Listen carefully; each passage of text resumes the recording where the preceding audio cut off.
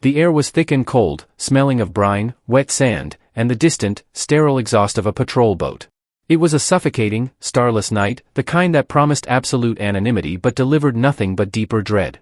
Down by the gray, churning Baltic Sea, where the wet sand met the gravelly, forbidden zone, two men worked with a silent, desperate intensity. Klaus, the older of the pair, his movements economical and practiced, knelt low to the ground. He was a mechanic by trade, used to precision and force, but tonight, his hands were feather-light. His friend, the younger and more volatile Frank, kept his gaze fixed on the faint, pulsating glow of the border lights that swept across the coastline in agonizingly slow arcs. Every 3 minutes and 40 seconds, the powerful beam of the VEB Carl Zeiss searchlight, mounted atop the coastal watchtower, would graze their position, turning the world from pitch black to blinding, artificial noon for a horrifying 2-second flash. Their equipment was pathetic. Not the precision-engineered rubber dinghies of West German agents, nor the welded steel hulls of defecting captains, but two simple, mass-produced camping air mattresses, the kind sold in every HO warenhouse in the GDR for summer holidays that they were now turning into an escape raft. They were a vivid, improbable yellow, a color chosen by some state planning committee for its cheerful, working-class aesthetic, and they seemed to glow in the ambient moonlight, a screaming target in the military gray of the forbidden zone. Klaus was lashing them together with rope pilfered from a fishing co-op, using a specialized, tightly cinched knot he'd rehearsed hundreds of times in the dark. Rope, not tape. Rope doesn't lose its stick in the surf, he reminded himself for the 1000th time. He ran his hand over the slick, slightly tacky polyvinyl chloride of the mattress. It felt impossibly thin, a joke of a barrier between them and the crushing cold of the Baltic. They knew the KGB and the border guards, the Grenzpolizei, had a file full of escape attempts. They'd seen the official propaganda posters mocking the desperate, but the idea of two men paddling to freedom on camping gear was so ludicrous, so spectacularly under-engineered, that it was likely they hadn't even bothered to plan for it. They'll laugh at this for weeks, if we fail. Frank shifted, his boot scraping a tiny sound on the gravel. Klaus instantly shot him a look, a silent, furious command to stillness. The sound was nothing, yet in this silence, it felt like a cannon shot. Frank pressed his back against the damp, grainy concrete of the sea wall. He looked out at the water, which wasn't just cold, it was the ultimate, indifferent executioner. Denmark was only a 50-kilometer drift away, but between them lay a network of unseen, submerged threats, the Seemanenfelder, or naval minefields, left over from the war and sporadically maintained by the East German Volksmarine, and the Mutterkuss, the mother's kisses, as the guards sardonically called the trip flares and acoustic sensors hidden along the littoral zone. Their goal was the open sea, the international shipping lane, then the promise of the Danish island of Man. But first, they had to penetrate the immediate defenses. Just past the seawall lay the first submerged barbed wire barrier, designed not to snag a man but to entangle a swimmer's clothes or, more importantly, a hastily constructed raft. They had brought a crude, handheld grappling hook and a pair of bolt cutters, their only offensive tools against the might of the socialist state's fortifications. Klaus tightened the last knot, pulling it taut against the inflatable valves. The twin mattresses now formed a surprisingly stable-looking catamaran, large enough for two prone bodies and their meager supply pack, a single waterproof bag containing forged papers, a small amount of West German Deutschmark saved over years, and a pair of stiff, half-rotten life vests found in an abandoned boathouse. He slid the tiny, almost toy-like plastic paddles into their loops. He looked up at Frank, whose face was pale and slick with anxiety and salt spray. Frank was a dreamer, an architect who saw only concrete blocks and gray walls where he wanted to see open spaces and clean lines. Klaus was the pragmatist, the one who saw the problem, found the smallest, most absurd tool, and forced it to work. "Ready?" Klaus mouthed, the word a puff of cold air. Frank didn't answer with a word, just a sharp, single nod. He pulled the hood of his dark, oilskin jacket tighter around his face. They moved the makeshift raft, the Gelbfloss, or Yellow Raft, as they'd privately nicknamed it, to the edge of the water. The next patrol sweep was due in 90 seconds. Their window was now. As they prepared to slide into the freezing surf, remember, there are thousands of stories like this, where people risked everything for freedom. Drop a comment below and tell me where and when you are watching this video. Klaus took one final, deep breath of the air of the German Democratic Republic, a breath he hoped would be his last on its soil. He lowered himself into the ankle-deep, shockingly cold water, the shock already starting to numb his lower legs. He pushed the yellow raft forward. The sound of the small waves breaking over the shore was the loudest thing in the world. The searchlight began its slow, inevitable arc back toward them. The moment the light beam struck the sand about 50 meters to their left, washing the seawall in a dazzling white glare, Frank shoved off. He and Klaus threw themselves prone onto the makeshift catamaran, their bodies lying parallel to the mattresses, their weight distributed to keep the whole flimsy contraption from immediately flipping. The water, a bone-aching $4°C, immediately soaked through their thin oilskins, chilling them to the core. This wasn't just cold, it was the chilling, paralyzing indifference of the Baltic Sea in late summer, a cold that leaches the heat from the body in minutes. The raft was almost comically unstable. The two air mattresses, designed for sunbathing on a summer lawn, bent and buckled under their weight. They were just buoyant enough, but every slight shift in balance threatened to capsize them. The small plastic paddles, scarcely bigger than oversized spatulas, were next to useless in the choppy, inshore surf. They were forced to use their hands, cupping the freezing water to push themselves away from the shore, their movements desperate and hurried. "Schneller!" Frank hissed, his breath a visible cloud in the beam of the retreating searchlight. The beam had passed, granting them another 3 minutes and 30 seconds of darkness. But that darkness was immediately compromised by the submerged littoral defense. They had drifted less than 20 meters when the front of the yellow raft struck something rigid and unyielding beneath the surface. It wasn't rock, it had a rough, clinging quality. "The wire," Klaus muttered, his heart hammering against his ribs. It was the first barrier, the Stacheldrahtzaun, the submerged barbed wire fence, stretched taut between concrete pilings, deliberately set just below the average low-tide mark. It was meant to stop swimmers, to tear clothes and flesh, to delay until the patrol boat or the guards on the seawall could react. Frank immediately grabbed the grappling hook.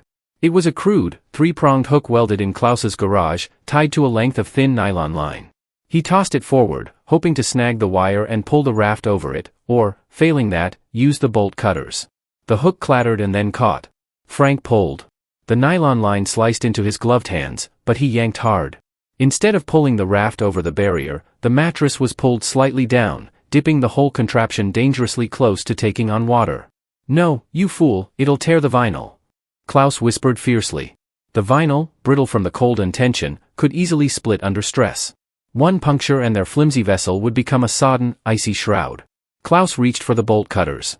They were heavy, cumbersome tools, wrapped in thick rubber sheeting to minimize noise. He had to lean precariously over the edge, plunging his upper body into the frigid water. The cold was instantly stunning. He felt the sting of salt and the pressure of the small waves against his chest as he fumbled for the thick, rusty strands of wire. He found them by feel, a knot of rough, jagged barbs waiting to tear his expensive, hard-to-replace oilskin. Clang! The heavy, metallic sound of the cutters severing the wire was deafening in the silence. It seemed to echo off the sea wall and out over the water for miles. Both men froze, heads down, their breath caught in their chests. Had the sound carried to the guards in the observation tower, less than a kilometer away? They waited, agonizing seconds ticking by. No immediate spotlight, no shouted command. The Grenzpolizei must have been on a rotation change, or the sound had been masked by the steady churn of the surf. Klaus quickly made 2 more cuts, creating a narrow, ragged gap just wide enough for the yellow raft to slip through. They used their hands, clawing at the water, to squeeze the mattresses through the opening. As they cleared the gap, the sharp, severed ends of the wire scraped along the bottom of the mattresses, a nerve-shattering scratch that sounded like a fingernail dragging across a tombstone. They were through, but their luck was a finite resource. They were now in the outer zone, the area between the immediate littoral defenses and the deep-water patrol lanes. This was a transition zone of hidden dangers, primarily the acoustic and pressure sensors linked to the watchtowers, the mother's kisses that waited patiently below the water's surface.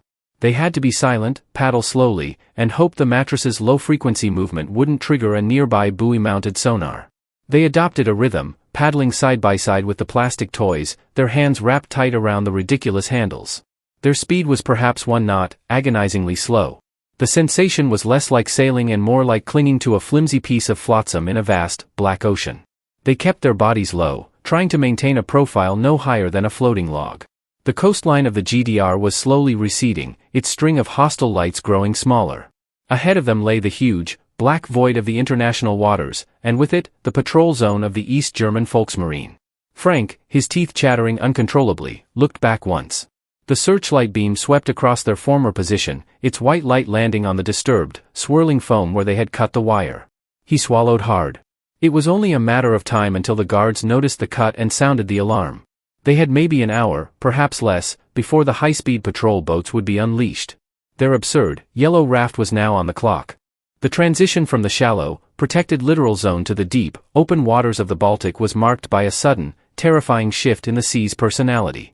The small, quick, inshore waves gave way to a powerful, rolling swell, vast, dark humps of water that lifted and dropped the yellow raft with casual disregard. Their absurd vessel, which had seemed fragile in the shallows, now felt infinitesimally small, a speck of yellow plastic bobbing in an endless, inky expanse. They had been paddling for perhaps 40 minutes since clearing the wire, fighting the exhaustion and the cold, when Frank saw it.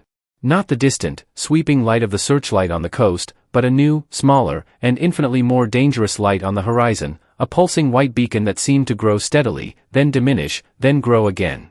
"Klaus," Frank whispered, his voice catching in his throat, barely audible above the sloshing of the water.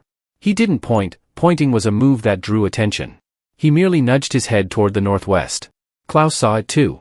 It was the running light of an East German Volksmarine cutter, one of the heavily armed, high-speed patrol boats designated for intercepting illegal border crossers. These boats, often the KGB 25 Grenzboot, were fast, equipped with powerful radar, and crewed by ruthless young men for whom catching a defector meant instant commendation and leave.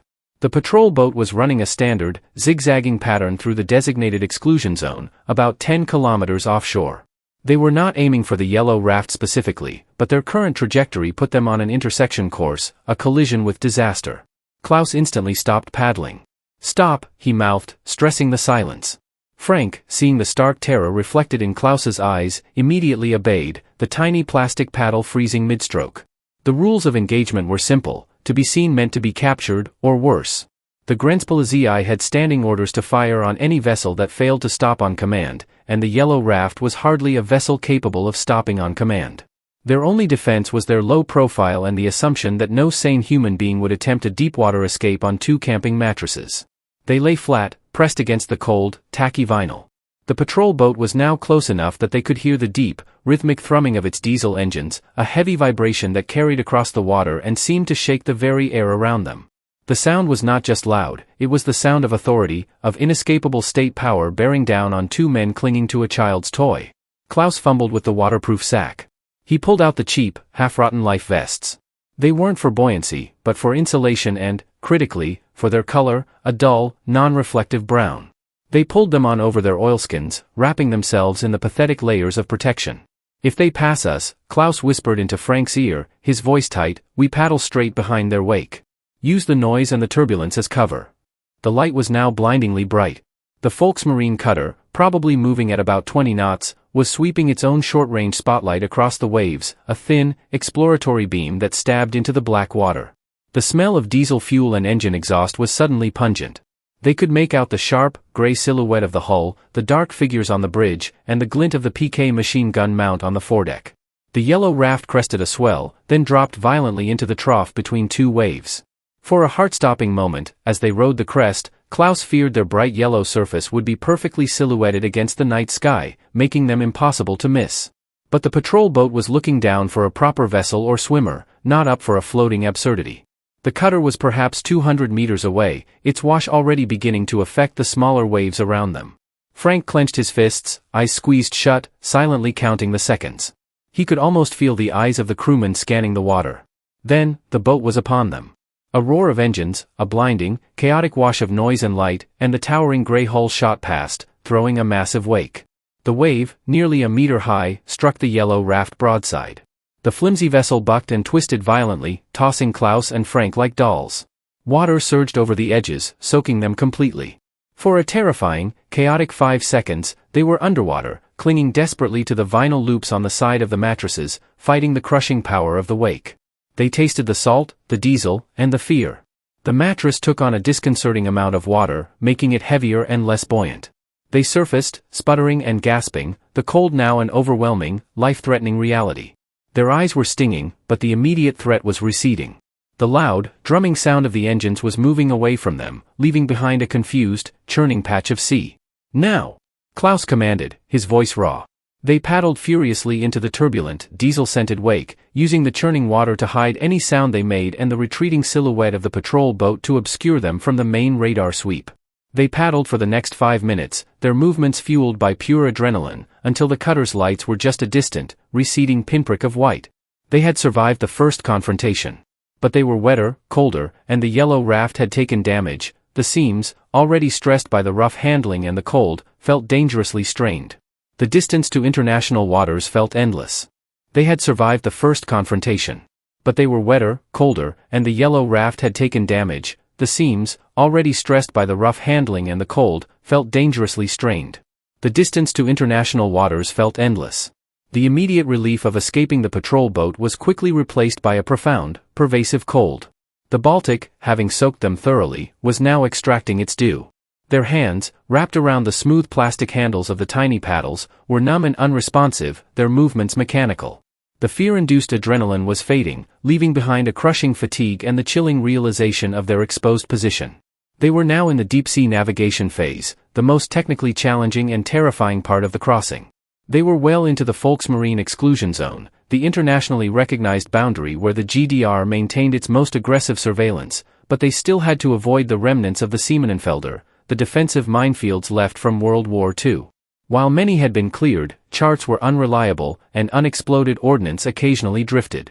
Hitting a mine with a metal-hulled boat was terrible, hitting one with a vinyl air mattress would be instantaneous, silent oblivion. Klaus had studied a black market map smuggled from West Berlin, a grainy, copied image of the historical mine zones overlaid with known contemporary shipping lanes. His only navigational aid, however, was a tiny, cheap pocket compass and the faint, cold glow of the North Star, Polaris, visible in the brief moments the clouds parted. North-northwest, Klaus mumbled, pointing his chin toward the correct bearing, a direction that felt almost perpendicular to the rolling waves pushing them to the east. We have to fight the current, Frank. If we drift east, we hit Rügen. We must hit Mon. The current, a strong, slow push of water moving laterally across their intended path, was their invisible enemy. Every paddle stroke needed to counter this drift while also propelling them forward. The plastic paddles, insufficient even for forward momentum, became pitifully inadequate for steering against the elements. They had to use their bodies, dragging an arm or a leg in the water, to act as rudders, a necessity that further accelerated the rate at which the cold seized their limbs. Frank, whose optimism had carried him through the planning, was now wrestling with despair. The isolation was total. The lights of the GDR coast had dissolved into a faint, sickly glow on the southern horizon, and ahead, there was only the black void. The water was a living thing, hostile and vast. How much longer, Klaus? Frank asked, his voice shaking, not just from cold but from the psychological weight of the endless, cold darkness. Klaus checked the cheap, waterproof watch he wore strapped tightly over his oilskin sleeve. It was 3 o'clock hours. They had been paddling for an hour and a half, covering perhaps 4 to 5 kilometers. 5 more hours, Frank. Maybe 6. Dawn comes at 5:30. We need to be past the shipping lanes by then. The thought of 6 more hours of this paralyzing cold and grinding effort was almost too much to bear. Then, they heard the first sound of deep-water shipping, a profound, almost subsonic bass note that resonated through the water and into their chests. It wasn't the sound of a small patrol cutter, but the heavy, grinding vibration of a colossal freighter, an international vessel moving through the designated lanes between Rostock and Scandinavia. The freighters, often East German, Polish, or Scandinavian, were their simultaneous greatest hope and greatest threat. Hope, because reaching their path meant entering de facto international waters where GDR pursuit became complicated.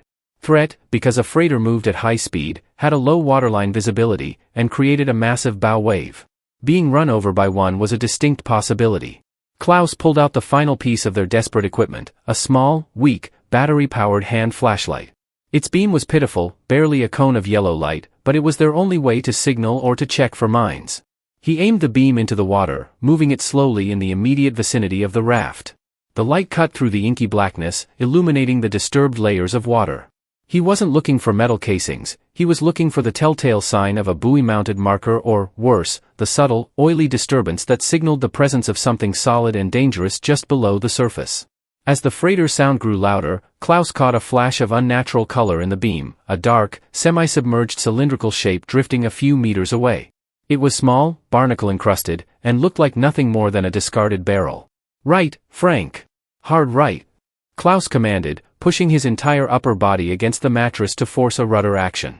Frank responded instantly, his fear overriding his fatigue, pulling his paddle through the water on his left side with all the strength he had left. The yellow raft turned sluggishly, its nose moving away from the dark shape. They passed it by less than a meter. As it drifted into the flashlight's fading beam, Klaus recognized the unmistakable shape, not a modern mine, but a piece of heavy, waterlogged wooden flotsam, possibly a broken marker buoy or a remnant of a fishing platform. It was harmless, but the sudden, raw fear it induced was a chilling reminder that everything in this ocean, even a simple log, could kill them. The sound of the freighter was now deafening, the vast bulk of the vessel hidden by the darkness, but its presence felt overwhelming, a moving wall of steel. They stopped paddling and waited for the monstrous sound to pass, two insignificant insects clinging to a leaf, caught in the shadow of a giant. The freighter was not just a sound, it was a phenomenon of physics. The air above the water began to vibrate with the sheer power of its engines, the low-frequency rumble hitting their chests like a physical blow. Then, the vessel emerged from the blackness, a truly colossal ship, probably a Polish-flagged bulk carrier, the Władysław Sikorski, heading toward Gdansk, or perhaps a Scandinavian cargo vessel. It was a mountain of steel moving through the night, its hull towering 15 meters above the waterline, throwing a cone of light from its bridge that momentarily turned the dark sea a sickly, turbulent green. The yellow raft was now less than 50 meters from the Leviathan's track. They could see the lines of rivets on the hull, the huge, frothing white curl of the bow wave being shoved ahead of the vessel, and the thin, oily exhaust fumes drifting heavily over the water. The smell of burning diesel and heavy machinery was overpowering. Frank, paralyzed by the scale of the ship and the immense danger, simply gripped the edge of the mattress, his face turned away, seeking only to be ignored. Klaus knew this was the point of maximum risk. The ship's watch would be scanning for other large vessels, not for something with the radar signature of a seagull. If they were seen, it would be by sheer, terrible luck. As the freighter passed, the sea went insane. The bow wave, though reduced from the initial collision, was still a violent, pushing current. They were tossed high, then dragged into a turbulent eddy alongside the hull. The roar of the engine was so loud it was physically painful, a deafening shriek of power and movement. Then came the stern wave, the massive, churning wake created by the propellers. This was the most dangerous part. It struck them with brutal force, a confused jumble of waves moving in all directions. The yellow raft was flipped nearly sideways, the two mattresses buckling and groaning under the stress. Klaus's grip slipped. He felt the vinyl edge scrape against his palm, and the water, suddenly cold, furious, and entirely enveloping, swallowed him. For a moment, he was dragged beneath the turbulent surface, blinded and disoriented, the sound of the churning water and the ship's receding engines a single, overwhelming note. He kicked out, found the side of the yellow raft again, and hauled himself back onto the surface, sputtering. Frank was still clinging to the mattress, coughing violently, the flashlight lost, swept away in the chaos. The waterproof sack containing their papers and money was still lashed to the center ropes, miraculously intact, but the small bilge water that had accumulated inside the mattress had been replaced by a much larger, colder quantity of seawater that weighed down the raft. We lost the light," Frank gasped, clutching his chest. "Forget the light," Klaus spat, seawater pouring from his mouth. He was shaking uncontrollably, his muscles seizing up from the combination of exertion and the paralyzing cold. "We're past it. We're in the shipping lane. International waters, soon." The freighter's colossal shadow receded, leaving them behind in a silent, confused sea. The cold, which had been secondary to the fear, now asserted itself fully. It was an internal cold, reaching into the marrow of their bones. The heavy oilskin jackets, meant to repel spray, were now simply saturated, cold water sponges weighing them down. The life vests offered negligible insulation. Frank slumped forward, resting his head on the cold vinyl. "Klaus, I can't feel my feet. I can't move my toes." This was the onset of hypothermia. They had pushed their bodies past the point of endurance. The immediate danger wasn't pursuit anymore, but the silent, insidious killer of the sea. They were still miles from the point where rescue was possible, and the sun was still an hour and a half from rising. Klaus knew the rule: keep moving. Motion generates heat, however small. Stagnation is death. He reached into the sack and pulled out the single chocolate bar they had saved, a small, caloric boost, now softened and sticky. "Eat," Klaus ordered, tearing off a piece and forcing it into Frank's hand. "We paddle for 30 minutes, no more. Then we rest for 5 and eat. We do not stop until we see the sun." He didn't mention the other problem. As the adrenaline wore off and the raft settled back into the swell, Klaus could hear a faint, hissing sound, a slow, steady leak. One of the air mattresses had taken a puncture from the wire, or a seam had split under the stress of the massive waves. The yellow raft was slowly, imperceptibly, deflating. The subtle, hissing sound was the new soundtrack to their ordeal. It was the sound of air, their only true source of buoyancy, escaping into the vast indifference of the Baltic. Klaus lay pressed flat against the mattress, trying to locate the source of the leak by the feel of the cool air, but it was impossible in the dark and the constant dampness. The leak was clearly in the section of the mattress on Frank's side, the one that had taken the most punishment from the initial cutting of the wire. Frank, fueled by the small, precious piece of chocolate, managed to restart his paddling rhythm, though it was jerky and weak. He was no longer paddling with the drive of escape, but with the hollow, automatic movements of a man fighting a primal urge to succumb. "Klaus," Frank whispered, his voice thin, distorted by the tremors racking his body. "The mattress, it feels lower." Klaus couldn't lie. Frank was an architect, he noticed structural integrity, even in this absurd, half-submerged craft. "It's a leak, Frank. Small one. We took a scrape on the wire." He kept his voice steady, projecting a calm he did not feel. "It's holding enough air. We just need to move faster. Every meter gained is a meter the air doesn't need to hold us up." He knew this was a dangerous oversimplification. As the air mattress slowly lost pressure, its surface area flattened, making it less stable and increasing the drag. They were sinking, inch by painful inch, into the freezing water. The increased immersion accelerated the hypothermia. Every minute, the odds stacked higher against the resilience of the cheap vinyl. Klaus checked his watch, 3:45 hours. They were still at least an hour and a half from the relative safety of the Danish patrol zone, where they might encounter a neutral vessel. The key now was not just propulsion, but survival against the crushing cold and the profound mental fatigue.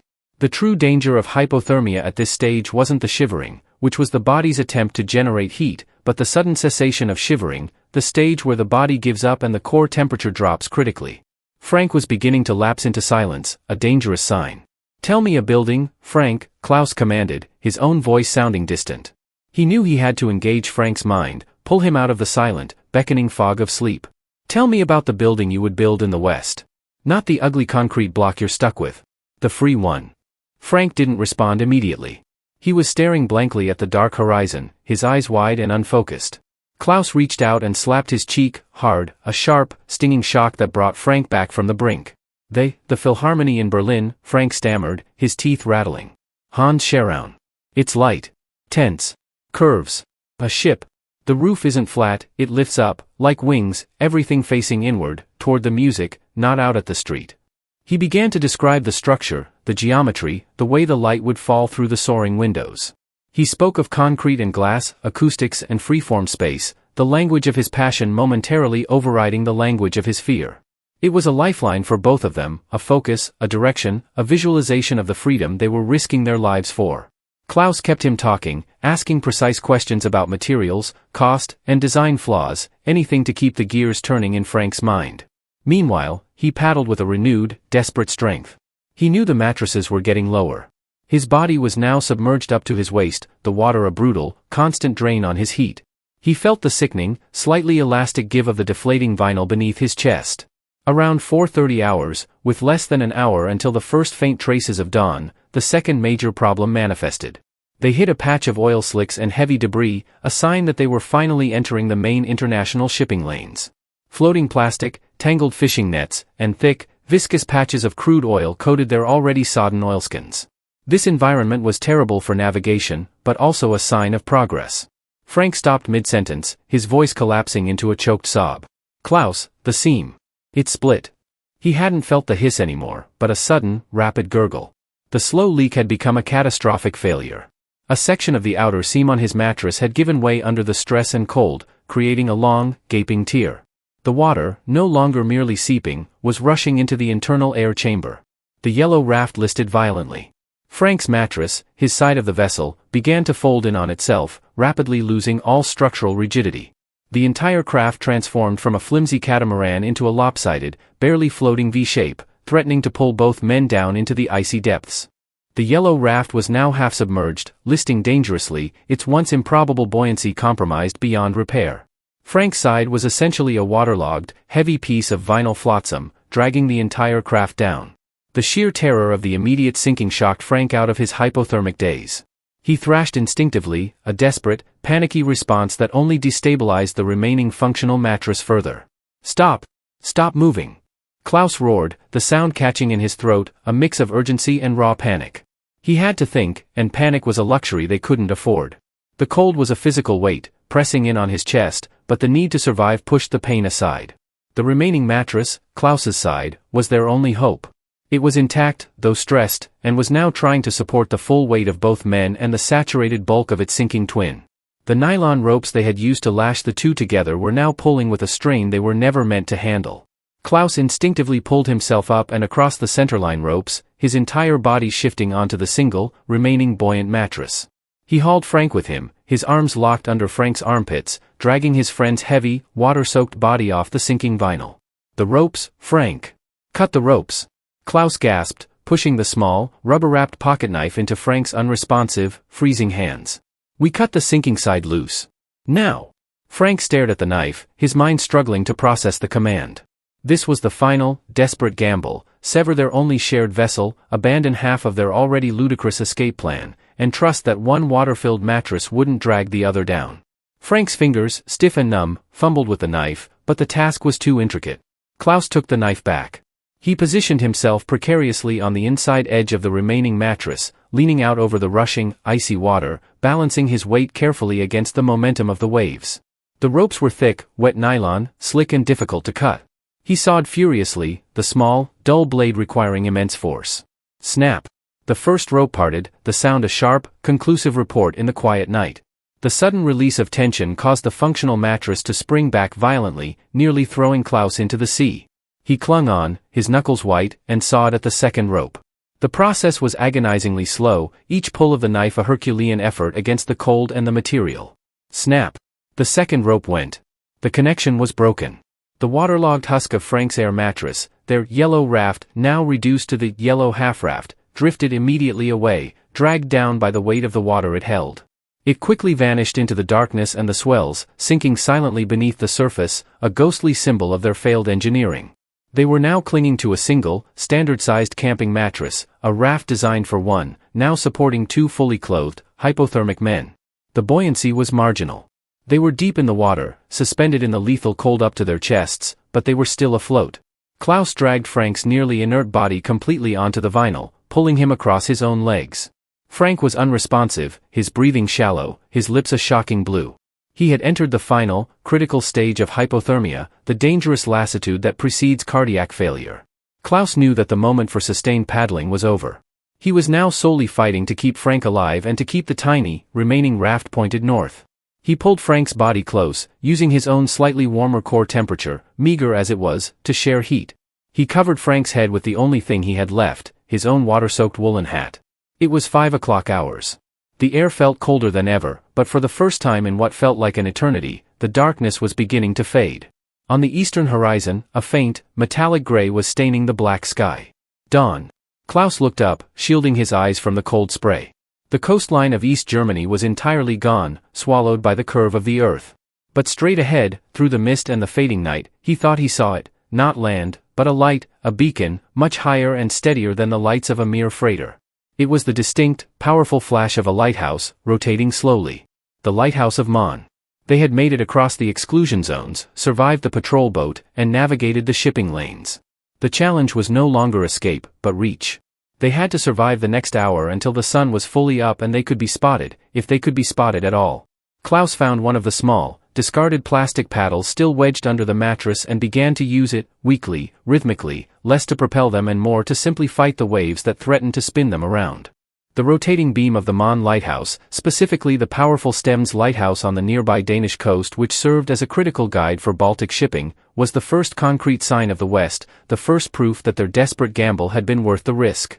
It was a cold, indifferent light, designed for ships, not sinking men, but to Klaus, it felt like a spotlight on the stage of freedom. The dawn, however, brought a chilling truth: they were still desperately exposed. The metallic gray of the eastern sky was gradually giving way to a pale, watery blue, revealing the vast emptiness of the sea around them. The water temperature was still lethal, and the single remaining mattress, now supporting both men who were shivering violently in a desperate attempt to stay alive, offered minimal buoyancy. Frank was heavy, his body now little more than inert weight, his breathing shallow and erratic. His hypothermia was reaching its acute stage, he had stopped shaking. Klaus, his own coordination gone, focused purely on the rhythm of his weak, automatic paddling. Paddle. Breathe. Keep Frank close. He used the remaining plastic paddle, now bent and cracked, as a lever, using it to nudge the tiny raft toward the source of the lighthouse beam. With the increased light came increased visibility, and with visibility, the renewed danger of exposure. If an early East German patrol cutter had doubled back or was running an extended sweep, they would be visible, the bright yellow vinyl of the remaining mattress finally betraying them in the daylight. But Klaus also knew they needed the light. They needed to be seen by a neutral vessel, a Danish fishing trawler, a Swedish cargo ship, anyone. As the sun, still hidden below the horizon, began to throw long, ethereal rays of light upward, Klaus caught sight of the first landmass. It was a low, indistinct smudge of dark green and brown on the horizon, the northern cliffs of the Danish island of Man. It was heartbreakingly close, perhaps 3 to 4 kilometers, yet an insurmountable distance for two men in their condition. Klaus tried to speak to Frank, to urge him to look, but Frank's eyelids fluttered and remained shut. He was sinking into the deep, seductive sleep that kills. Frank! Open your eyes. Klaus shook him gently, then more urgently. The coast. It's right there. Tell me the color of the lighthouse. No response. Klaus knew he had to initiate drastic measures to keep Frank's circulation moving, even at the risk of losing their marginal stability. He pulled Frank's nearly lifeless hands from their grip on the mattress edge and began to rub them with brutal, desperate friction against his own oilskin sleeves. The pain of the cold in his own hands was a distant sensation, overridden by the terrifying silence of his friend. Then, the final, agonizing insult to their engineering struck. The single remaining mattress, stretched and stressed beyond its original capacity, began to leak at the inflation valve. It wasn't a sudden tear, but a slow, steady loss of pressure at the point of greatest tension. The entire mattress began to deform. The vinyl, which had been taut and supportive, became soft and yielding. They sank further, the water rising to Klaus's chest and covering Frank almost entirely, leaving only his head above the waterline. The weight of their soaked clothes and the cold were now working in tandem to pull them down. Klaus looked around frantically. They were fully in the international shipping lane, far from the restricted zone, but the sea was, for the moment, empty. No vessels, no fishing boats, only the immense, indifferent waves. He reached into the waterproof bag and pulled out the last item, a single, bright orange smoke flare, intended for signaling a large ship. It was their ultimate, final chance. If he set it off and no ship saw it, they had wasted their only beacon. But they were sinking. Klaus held the flare, his cold, trembling fingers struggling with the small wire pull ring. He looked at the receding horizon of the now visible Danish coast, and then back at the faint, glowing sliver of sun about to breach the horizon. The light was growing, casting long shadows across the waves. I have to wait for the first sun ray to hit the water, Klaus thought, a final, desperate calculation. The color of the flare would be amplified by the rising light. 5:30 hours. The edge of the sun touched the horizon, throwing a blinding, painful shaft of brilliant, golden-orange light across the water. The moment the light touched their position, Klaus pulled the wire. FZZZZZT. With a sudden, explosive hiss, the flare ignited, spewing a thick column of vivid, impossible orange-red smoke high into the clear morning air. The color was a screaming aberration against the pale blue and gray of the Baltic, a distress signal visible for miles. Klaus held the smoke flare high above his head, the heat from the chemical reaction offering a brief, shocking warmth to his numb hand. He held it until the chemical burned out, leaving only a puff of acrid, white steam. They had committed fully. All they could do now was wait. The brilliant, blinding orange smoke dissipated rapidly in the rising sea breeze, leaving behind only the cold, still reality of the open ocean and their sinking, solitary air mattress. The sun, however, was their ally now, a blazing, low-angle orb that cast a hostile glare across the water. The sea, which had been a black void, was now a confused, metallic expanse of whitecaps and swells. Klaus, utterly spent, let his body slump against the partially submerged vinyl. He was no longer trying to paddle, he was merely existing, clinging to Frank's unresponsive body and the increasingly floppy, yielding rubber of the raft. The cold was a dull, heavy ache, the final stage where pain gives way to profound numbness and a disoriented calm.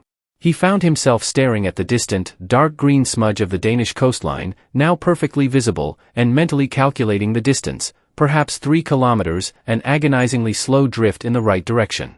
Then, a new sound cut through the silence, a higher-pitched, more immediate sound than the deep thrum of a freighter. It was the rhythmic, chugging diesel engine of a smaller vessel, one designed for working the coastal waters. Klaus forced his head up, his neck muscles stiff and protesting. He scanned the horizon against the sun's glare. There.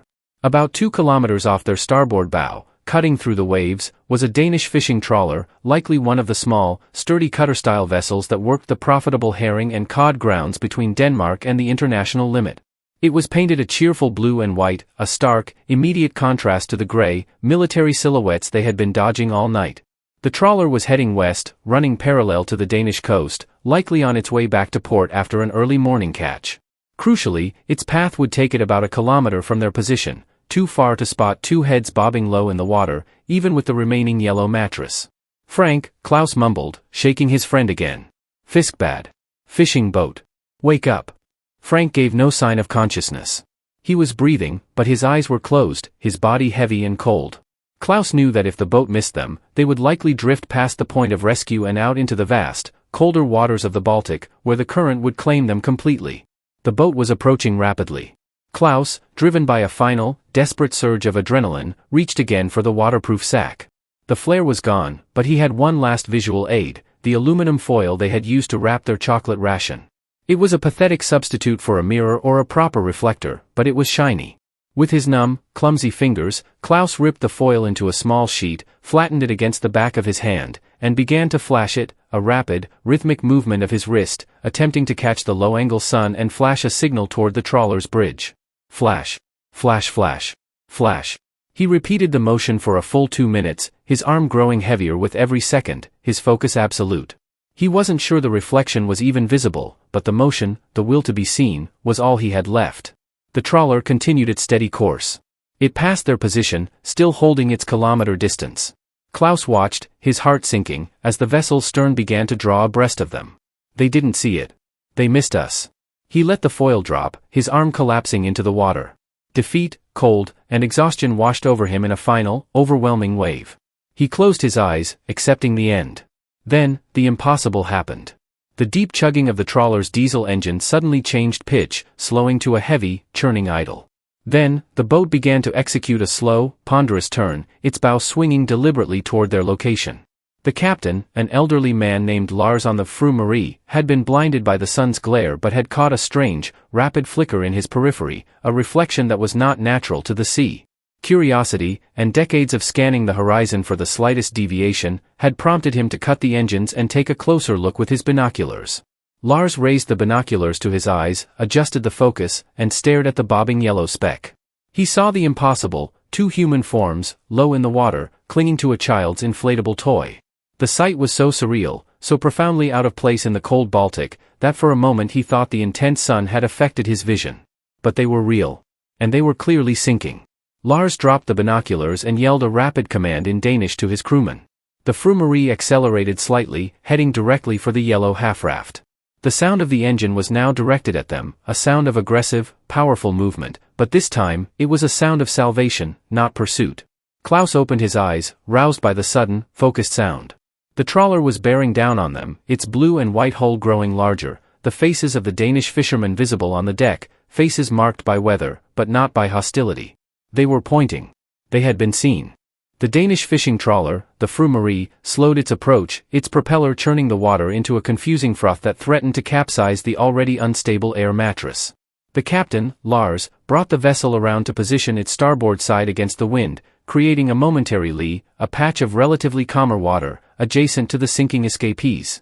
On deck, two crewmen, rugged, heavily bearded men in thick yellow oilskins, immediately dropped a heavy, thick life ring toward the bobbing yellow speck. It missed, landing a few meters away, but it was a sign of immediate, urgent intervention. Klaus, his body now numb and heavy, found a final, agonizing flicker of strength. He had to secure Frank first.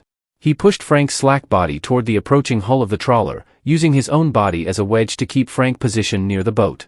The crewmen were shouting down in rapid, urgent Danish, a language Klaus and Frank didn't understand, but the tone was universal. "Hold on.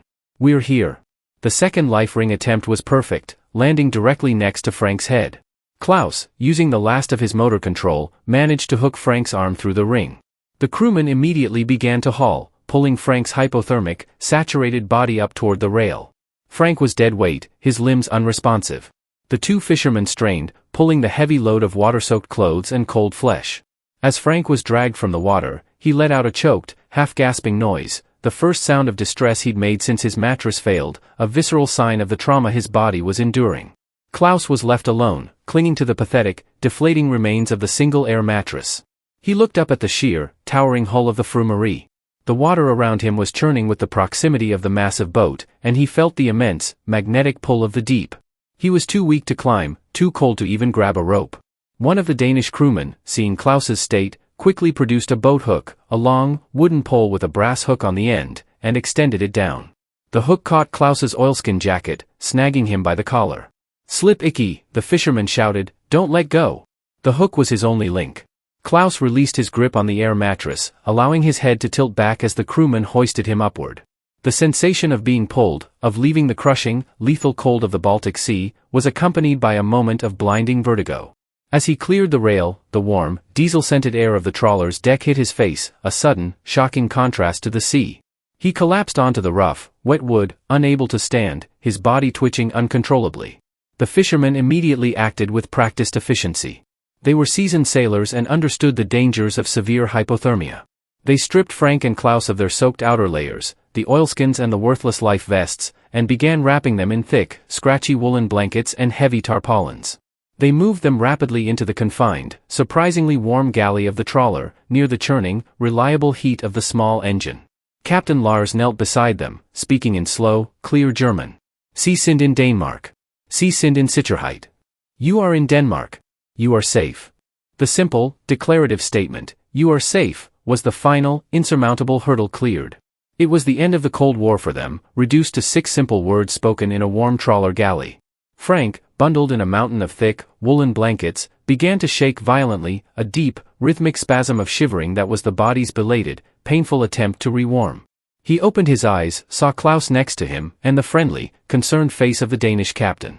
He tried to speak, but only a dry, rattling cough escaped his lips. Klaus, though still terribly cold, was coherent. He looked back out the small, grimy window of the galley. The single, yellow air mattress, their ridiculous and miraculous vehicle, was drifting away, sinking slowly into the rising sun's reflection. It was a piece of cheap plastic, and now, it was finally going home, to the sea. The captain handed Klaus a mug of hot, strong, sweet tea. The heat was shocking against his frozen lips, and the sugar was a vital, immediate caloric boost. He managed to sip it, the warmth spreading like a dull fire through his chest. "Rostock," Klaus managed to whisper, giving the place and date of their departure. "Grenspolizei." Lars nodded. He knew. This wasn't the first time his fishing vessel had encountered the refugees of the Iron Curtain, though never before had he pulled 2 men from the sea clinging to a children's toy. The KGB and the Stasi might scoff at the notion of escaping on a camping mattress, but the men of the sea, who understood the brutal, unforgiving nature of the Baltic, only saw immense courage and incredible, ridiculous luck. They were officially free. The journey back to the Danish port of Fakeskokbrud was slow, deliberate, and entirely anticlimactic. The terror of the night was replaced by the dull, throbbing pain of rewarming, a sensation of pins and needles that coursed through their limbs as blood circulation returned, a physically painful reminder of how close they had come to death. In the warm confines of the trawler's galley, while Frank was still too weak to speak beyond a few slurred, grateful words, Klaus began the process of debriefing with Captain Lars. Lars was not a government agent, but he was a man of the border, obligated to report the discovery. "Papier," Klaus said, pointing to the waterproof sack. He handed the captain the wet, wrinkled bundle of documents. Inside were not only the few Deutschmark they had saved but also their forged East German internal passports and identity cards, documents that were now utterly useless, relics of a world they had just jettisoned. Lars took the documents, handling them with the respectful curiosity of an archivist.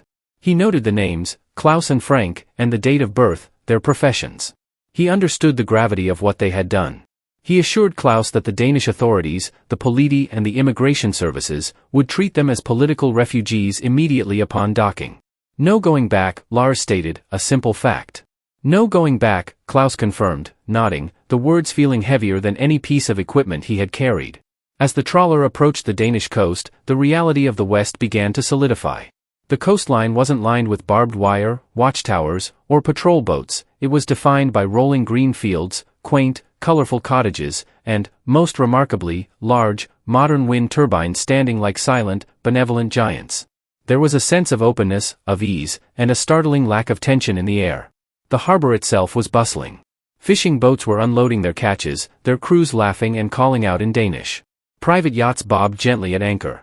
The sounds were loud and chaotic, the cacophony of a free market and a free society, a startling contrast to the suffocating silence they had endured in the Forbidden Zone just hours before. The Frumerie docked at a small, wooden pier. Waiting for them were two figures, a uniformed Danish policeman, Betjent, and a woman in civilian clothes from a refugee aid organization. They moved with calm, professional efficiency, their manner entirely devoid of the suspicion and scrutiny that defined every interaction in the GDR. Frank was carefully lifted onto a waiting stretcher, still heavily wrapped, and taken toward a warm, waiting ambulance. Klaus managed to stand, his legs weak but functional. He walked the short distance across the pier, the solid, unyielding feel of free ground beneath his feet the most profound sensation of the entire journey. He breathed in the air of Denmark. It smelled of salt, fresh fish, and diesel, the familiar smells of the sea, but beneath that, there was a scent he couldn't name, a lightness, an absence of fear. The aid worker approached Klaus, offering a genuine, warm smile. She introduced herself and spoke in perfect, unaccented German. "Welcome to Denmark. We will take care of you now. You are safe." She led him past the police officer, who offered a brief, respectful nod, and toward a warm, waiting car. Klaus glanced back at the harbor, seeing the trawler that had saved them. The final piece of their journey was the transfer into this new reality. As he settled into the comfortable car seat, Klaus reached into his wet pocket and pulled out the single item that hadn't been confiscated or thrown away, the small, bent pocket compass. It was rusty, inaccurate, and entirely unnecessary now. They had navigated by the North Star, but their destiny had been fixed by courage. Days later, in a clean, warm hospital bed in Copenhagen, Frank was recovering rapidly. The immediate danger of hypothermia was past, replaced by the deep, bone-weary exhaustion of their ordeal. Klaus sat by his side, both men watching a news report, an international bulletin from West Germany that mentioned their escape. The story was brief, focusing on the sheer, audacious absurdity of the method. The West German reporter stated, with a tone of incredulous admiration, that the escape had baffled East German security forces. A confidential, leaked report from the Stasi, East Germany's secret police, indicated that KGB officers, reviewing the initial report of 2 missing persons, had genuinely believed it to be a joke, scoffing at the ridiculous mention of inflatable camping mattresses. The file was reportedly stamped with the derogatory assessment, "Escape attempt by air mattress, implausible and a waste of resources to track. Expected immediate sinking." The professional contempt of the secret police for the improvised genius of the desperate was the final confirmation of their success. The most sophisticated surveillance network in the world had been outsmarted by 20 worth of mass-produced vinyl and 2 friends' stubborn will. Klaus looked at Frank. Frank, now fully alert, managed a weak but genuine smile. "The Philharmonie," he whispered, his voice still hoarse. "I can build it now, Klaus. I can draw the plans." Their lives, though saved, were beginning anew with nothing but the clothes on their backs and the papers they'd successfully concealed. But they had the freedom to draw, the freedom to speak, and the freedom to choose their future without the cold, heavy hand of the state overseeing every decision.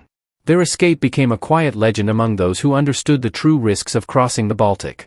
It wasn't celebrated with the fanfare of the Berlin tunnelers or the spectacular hot air balloonists. It was a testament to the smallest, most overlooked loophole in the Iron Curtain's elaborate security net.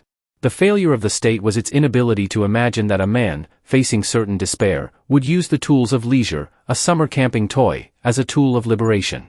Frank and Klaus would go on to build new lives in the West, their friendship forged in the crucible of the Baltic cold. They became living proof that the true ingenuity of the human spirit will always outpace the most rigorous attempts at state control. The KGB may have laughed at escape by air mattress, but they were laughing at the sound of the Iron Curtain being silently, ridiculously breached. The yellow raft had sunk, but the 2 men it carried had finally risen. If you enjoyed this chapter of Cold War history, please be sure to drop a comment below, like this video, and subscribe to the channel for more stories of daring escapes and improbable heroes.